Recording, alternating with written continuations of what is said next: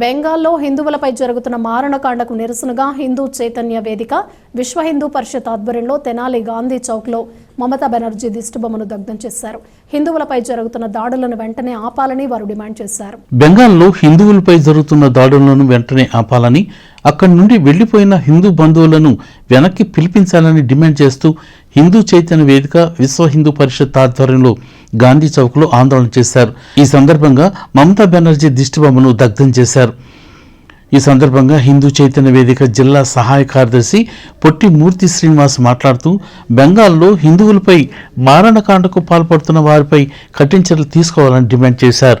మహిళలపై జరుగుతున్న దాడులను వెంటనే ఆపాలని ఆయన అన్నారు. మహిళలపై జరిగిన అత్యాచారాల దారుణంపై సిట్టింగ్ జడ్జితో విచారణ జరిపించాలని డిమాండ్ చేశారు.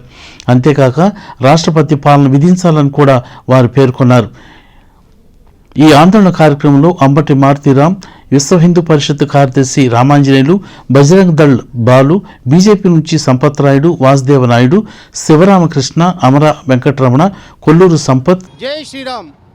ఒక మృగం ఆకలైనప్పుడు మాత్రమే వేటకెళ్ళి అది ఆ చంపిన జంతువుని భుజిస్తుంది. కానీ ఇక్కడ బెంగాల్లో ఉన్నటువంటి ఒక మతోన్మాది మమతా బెనర్జీ ఎటువంటి ఆకలి అవ్వకపోయినా కానీ ఆమె పైశాచిక ఆనందం కోసం మన హిందువులందరినీ ఆటవికంగా చంపిస్తుంది.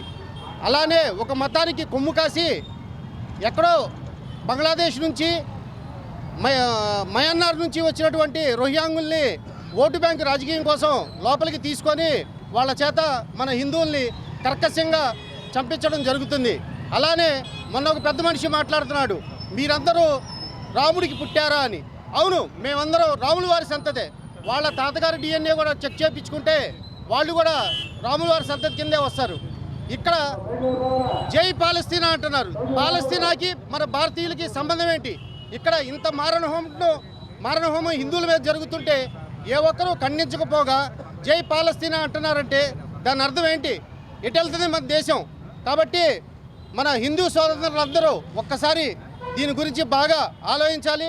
అలానే మన కేంద్ర ప్రభుత్వం వెంటనే బెంగాల్ విషయంలో కలగజేసుకొని బెంగాల్లో రాష్ట్రపతి పరిపాలన విధించి మన అక్కడ ఉన్నటువంటి హిందూ స్త్రీల ప్రాణాలను కాపాడవలసిందిగా కోరుతున్నాను. ఈ దేశంలో ఉన్న ఆ ఊర్లో పెట్టి ఆ ఊర్లో పెరిగిన హిందువులు పడవల మీద ఇంకో చోట శరణార్థులుగా బతకాల్సిన దుస్థితి కల్పించిన మమతా బెనర్జీని వెంబడే సస్పెండ్ చేయాలా? ఆ రాష్ట్రాన్ని రాష్ట్రపతి పరిపాలన పెట్టాలా? అలాంటి వ్యక్తిని ఈ దేశం నుంచి బహిష్కరించినా కూడా మంచిదని మేము తెలుస్తున్నాం. అలాంటి వ్యక్తి పరిపాలన ఇంకా సాగటానికి వీల్లేదు.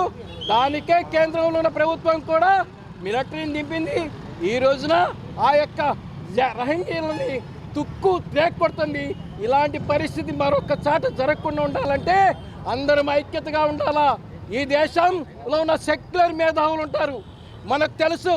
ఇక్కడే ఉంటాడు ఒక ఆయన ప్రకాష్ రాజ్, మాట్లాడితే హిందూ జరిగిపోయింది అంటాడు. ఆయన నోట్లో ఏమట్టు పడిపోయింది ఈరోజు తెలియదు.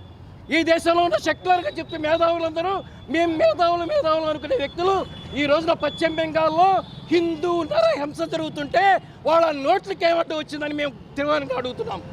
ఇలాంటి లౌకిక సెక్యులర్ మూలంగా ఈ దేశానికి అరిష్టం. కాబట్టి అలాంటి వ్యక్తులు నోరు మెదపకుండా